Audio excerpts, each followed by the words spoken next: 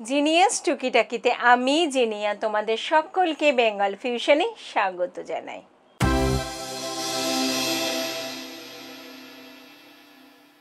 ছোট্ট সমস্যা ছোট্ট সমাধান। আজকে আমার বিষয় হলো রান্নাঘর বা বাথরুম এই জায়গাগুলো থেকে আরশোলা বা তেলাপোকা যাই বলো না কেন সেটাকে দূর করবে কিভাবে সহজ পদ্ধতিতে।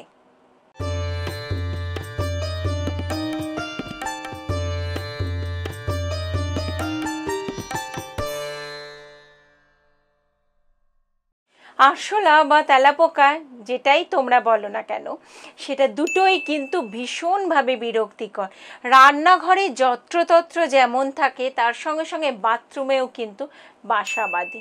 আবার রান্নাঘরে দেখবে সিঙ্কের মধ্যে অথবা পাইপের পাশে, আবার তুমি ডাস্টবিনটা যেখানে রেখেছো তার আশেপাশে ঘুরঘুর করে। ভীষণভাবে বিরক্তিকর, সবথেকে বিরক্তিকর না অস্বস্তিকর। সবসময় কোনো ভয় থাকে এই বোধহয় আমাদের খাবারের মধ্যে দিয়ে যাচ্ছে। বিভিন্ন কোটোর মাথার ওপর দিয়ে এদিকে ওদিকে ঘোরাফেরা করে। কি করব তাহলে? সব সময় তো কেমিক্যাল কিছু স্প্রে করা যায় না। হয়তো তোমার আটার কোটো কিংবা চিনির কোটো, নুনের কোটো, এই যে কোটো তার পাশ দিয়ে ওইভাবে কেমিক্যাল স্প্রে করা যায় না। তাহলে কি করব? খুব ছোট্ট ছোট্ট কিছু নিয়ম তোমাদের আমি বলবো, সেটা করলে কিন্তু অনেকখানি কাজ দেবে। কি করবে? একটু পাতি লেবু রস করে নেবে, তার মধ্যে নেবে বেকিং সোডা নেবে আর গরম জল করবে।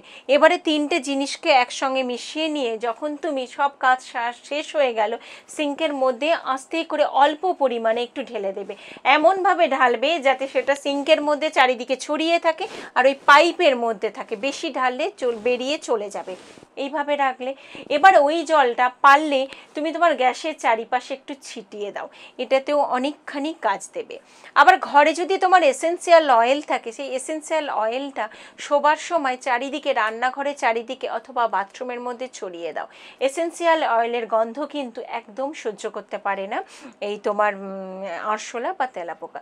অথবা তুমি একটু স্প্রে করে দিতে পারো চারিদিক থেকে, স্প্রে বোতলে ভরে, যদি মনে করো একটু জলের মধ্যে মিশিয়ে নিয়ে তুমি একটা স্প্রে বোতলে ভরে নিলে সেটাও করতে পারো।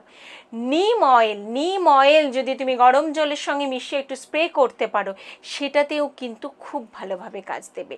এই কয়েকটা জিনিস, অথবা তুমি ফিটকিরি যেটাকে বলে বা ফটকিরি যেটাকে বলে, ফটকিরিও যদি চারিদিকে ছড়িয়ে রাখতে পারো তাহলে সেটাও কিন্তু তেলাপোকা বা আরশোলার ক্ষেত্রে অনেকখানি কাজ দেয়। চট করে তোমার ঘরের মধ্যে কিন্তু আসতে পারবে না।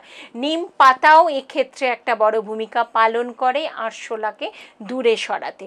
ছোট ছোট জিনিস, ঘরে থাকা জিনিস, এগুলো যদি একটু ঘরের মধ্যেই ছড়িয়ে দিতে পারো, এগুলো কোনোটাই ক্ষতিকারক নয়, সবটাই তুমি যেখানে তুমি সমস্ত কোটোর মধ্যেই ছড়াতে পারো, খুব একটা অসুবিধা হবে না।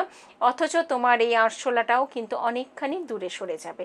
সিঙ্ক থেকে বলো, পাইপ থেকে বলো, কোণ থেকে বলো, কোটোর মাথা থেকে বলো, আরশোলাকে দূর করার এই সহজ পদ্ধতি একবার করে দেখো না, আশা করছি অনেকখানি কাজ দেবে।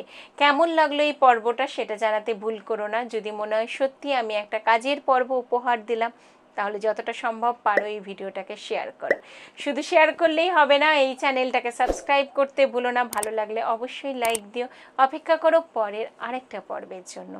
আজকে আমি এখানেই শেষ করছি। নমস্কার।